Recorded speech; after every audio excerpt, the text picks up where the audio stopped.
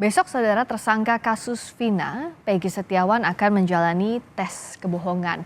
Bisakah tes psikologi ini mengungkap kasus Vina? Kita akan bahas bersama Yusuf Warshim, Komisioner Kompolnas dan Handoko Gani, pakar mikro ekspresi. Selamat malam Pak Yusuf, Mas Handoko. Selamat Selamat malam. malam, Priska. Malam, saya ke Pak Yusuf dulu.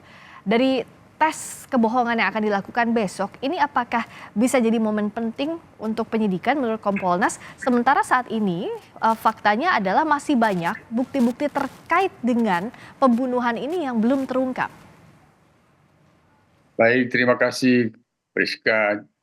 Kompolnas sendiri sebagai pengawas Polri dalam hal penyidikan kasus Vina ini, terutama pasca penangkapan Peggy PS yang telah ditetapkan sebagai tersangka, untuk memperkuat alat bukti agar menjadi terang peristiwa pidananya, perbuatan pidananya, kami mendorong penguatan pembuktian yang didukung oleh scientific crime investigation. Tentu ketika ada kebutuhan untuk melakukan pemeriksaan psikologi, tentunya dalam hal ini kaitannya dengan tersangka psikologi kriminal ya, psikologi forensik. Nah, termasuk juga kaitannya dengan pemeriksaan poligraf atau lie detector itu tentu sebagai instrumen dalam rangka memperkuat pembuktian yang didasarkan pendekatan scientific crime investigation. Mhm. Pemeriksaan psikologi, forensik, psikologi kriminal, pemeriksaan poligraf tentu bukan merupakan alat bukti. Ya.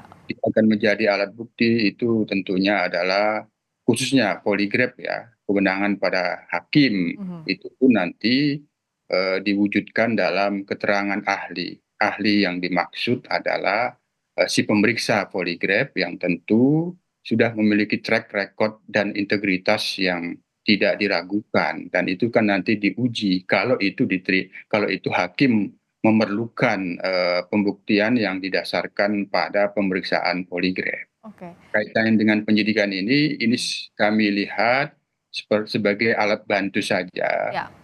ilmu yang menjadi instrumen untuk mendukung proses penyidikan agar benar-benar pendekatannya bisa scientific crime investigation. Ya. Itu kami melihatnya, Priska. Iya, Pak Yusuf, kan kita sepakat bahwa lie detector ini selalu jadi alat bantu tambahan saja dalam proses penyidikan. Tapi pada faktanya sekarang, bagaimana Kompolnas melihat produktivitas penyidikan kasus Vina? Karena dalam ditetapkannya tersangka Peggy Setiawan misalnya, itu belum ada alat bukti terkait peristiwa pidana yang dimaksud, yakni peristiwa pembunuhan Vina dan Eki sampai saat ini, Pak Yusuf. Ya, kami pada saat melakukan gelar klarifikasi di Polda Jabar, memang kami terkait dengan penangkapan dan penetapan PS sebagai tersangka itu, kami menanyakan apa alat buktinya. Penyidik sudah menjelaskan dua alat bukti yang dimaksud. Tentu kami menghormati kewenangan penyidik yang meyakini dua alat bukti tersebut. Hanya kami waktu itu memberikan saran, kami berharap ada penguatan alat bukti eh, lain, misal kalau itu keterangan saksi, ada saksi-saksi lain yang lebih memperkuat. Nah, sekarang kan ada saksi alibi dari pihak tersangka PS. Tentu ini harus diperiksa, jangan sampai kebenaran itu ada pada saksi alibi yang menjelaskan pada tanggal 27 Agustus PS ada di Bandung, bukan di Cirebon. Artinya kalau alibinya benar, PS tidak mengetahui ada perbuatan peristiwa pembunuhan itu. Itu yang kedua, terkait dengan bukti surat. Nah, tentu kami mendorong pada waktu itu alat bukti surat itu diperkuat dengan pendekatan scientific crime investigation, Ya. keterangan ahli yang bisa memperkuat alat bukti yang tidak hanya didasarkan minimal dua alat bukti. Nah, tentu ini kan penahanannya sudah lewat 20 hari dan sudah diperpanjang 40 hari. Mhm. Kami tentu tentunya ya, penguatan alat buktinya sudah banyak seharusnya gitu. Mhm. Nah, masuk apa yang akan dilakukan, yang dilakukan pada saat ini sekali lagi, Priska, Ya. terkait dengan pemeriksaan poligraf itu hanya alat bantu berbasis keilmuan, apakah akan menjadi alat bukti ya nanti itu hakim. Itu pun nanti mengantisipasi dalam beberapa kasus itu ada petunjuk katakanlah dari jaksa penuntut umum meminta untuk poligraf. Sepertinya ini sudah didahului. Namun walaupun demikian, semua pemeriksaan terhadap PS tidak boleh melanggar hak-hak tersangka. Salah satu hak tersangka yang diatur dalam KUHP pasal 50 sampai 56 itu adalah hak memberikan keterangan secara bebas. Artinya tidak boleh ada paksaan, intimidasi. Terkait dengan pemeriksaan poligraf tentu harus mendapatkan persetujuan yang diperiksa. Apabila ada kuasa hukumnya tentu harus diketahui oleh kuasa hukumnya. Ya. Termasuk kami boleh menjelaskan kaitannya dengan pemeriksaan psikologi, tepatnya psikologi kriminal. Ini sebenarnya untuk menjadikan satu basis keilmuan bagi penyidik mengenal secara dekat bagaimana watak dan kepribadian, sehingga dengan mengenal watak dan kepribadian tersangka, penyidik memiliki teknik dan pendekatan-pendekatan yang sesuai dengan tersangka, yang itu dalam rangka pemenuhi hak-hak asasinya agar terhindar dari sikap-sikap memeriksa, menekan, memeriksa, apalagi mengintimidasi. Itu secara teori sepertinya itu yang kita dorong. Ya, oke.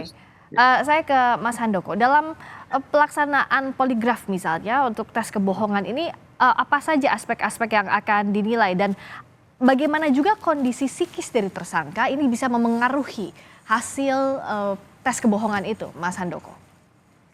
Ya, saya memberikan perkenalan dulu. Kalau saya memang salah satu pengguna authorized operator dari layer voice analysis, yang di banyak negara merupakan tandem dari poligraf. Jadi saya bukan polygraph examiner certified gitu ya, tapi saya adalah certified LVA, layer voice analysis. Nah, baik poligraf dan LVA ini sama-sama berbasis dari pertanyaan. Jadi pertanyaan merupakan hal yang sangat penting. Nah, tentunya juga mempertimbangkan bagaimana psikologis dari dalam hal ini adalah PS.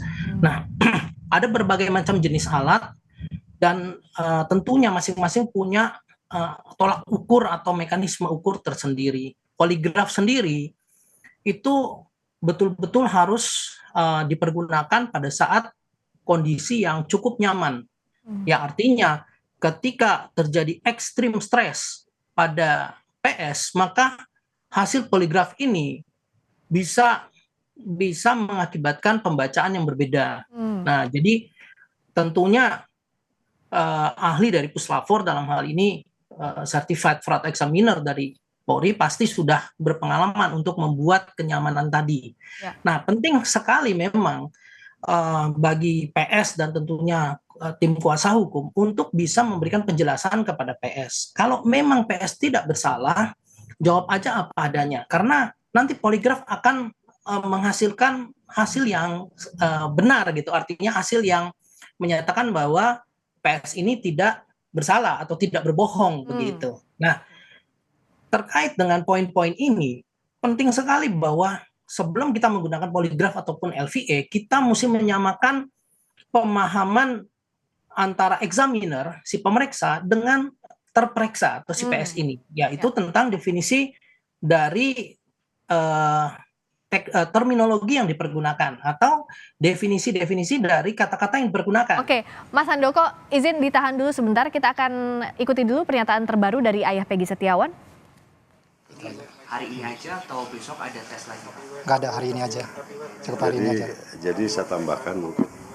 Jadi saya tanya maksud tujuan dilakukan psikolog forensik apa? Ini untuk rangkaian proses penyidikan guna pengungkapan. Nah, jadi selain itu untuk menggali fakta-fakta, itu aja sih tujuannya. Jadi hari ini aja? Nah, hari ini aja. Jadi tadi saya tanya juga ke yang tim psikolognya, mempertanyakan untuk apa ini? Untuk melihat pola asuh seorang bapak kepada anak di waktu kecil. Itu saja sih. Ya, jadi tujuannya itu aja. Pak, itu sebenarnya tetap menolak apa dilakukan di hari ini? Kita tidak menolak. Kita langsung datang aja sesuai dengan surat panggilan. kita dapat surat panggilan untuk hadir hari ini. Tadi mulai kita mulai tadi jam 10:30, selesai jam 18:15. Oke, itu aja mungkin ya. Agenda lagi setelah tes swab ini, kedepannya ada agenda. Sementara agenda untuk dari penyidik belum ada. Oke, terima kasih ya. Sementara itu ya. Oke. Yang Peggy satu lagi dong. Selain menggambar musik tadi, ada nggak sih pertanyaan yang lebih mendalam terkait selain masa kecil? Nggak ada sih, nggak ada, cuman gitu aja, cuman tanya jawab terus ngobrol-ngobrol santai aja gitu. Nggak ada lagi ya, nggak ada, nyantai aja. Kita sambil santai, ngobrol sambil santai aja, gitu aja. Iya. Oke, makasih ya. Siap. Oke. Mas Handoko, kalau tadi kita dengarkan ya apa yang dikatakan ayah Peggy, ditanyakan juga soal pola asuh masa kecil, ini seberapa relevan saat menanyakan ini kepada orang yang diperiksa? Kalau mengenai seberapa persen relevansinya, saya tidak punya datanya. Tetapi memang kalau saya perhatikan tujuan dari psikolog forensik yang sedang dilakukan adalah untuk melihat kecenderungan. Artinya apakah dari faktor orang tua dalam hal ini itu mempengaruhi pola pikir, Ya. pola pikir dan pola tindakan dari seseorang, yaitu PS ya. Dan dalam hal ini dikaitkan nanti dengan kemungkinan dia akan bertindak membunuh tadi atau merencanakan pembunuhan. Oke. Nah, itu yang sedang dicari benang merahnya kalau ada, Oke. gitu ya. Nah, jadi tentunya ini juga menjadi sebuah catatan pertimbangan bahwa bisa terjadi orang tua mengasuh seperti pola tertentu, tetapi dalam perkembangannya ternyata si anak ini tidak dekat dengan orang tua, Oke. tapi dengan neneknya, kakeknya, dengan temannya, dengan organisasi tertentu yang membuat psikologi condition dari Ya. si anak, si PS ini berubah. Mhm. Nah, ini juga perlu dipertimbangkan sebetulnya. Ya. Ya. Baik. Jadi saya nggak bisa menyatakan relevansinya sangat tinggi. Apalagi kalau ini terkait misalnya ya dengan Ya. dugaan bahwa ini adalah terkait dengan organisasi Baik. apa namanya, klub bermotor gitu ya. Ya, geng motor Apakah begitu ya. ini bisa mempengaruhi pola pikir, pola tindak dari seseorang, Baik. melebihi pola pikir, pola tindak yang sudah ditanamkan oleh oleh ayahnya atau ibunya dari kecil. Baik. Nah, ini perlu dipertimbangkan ya.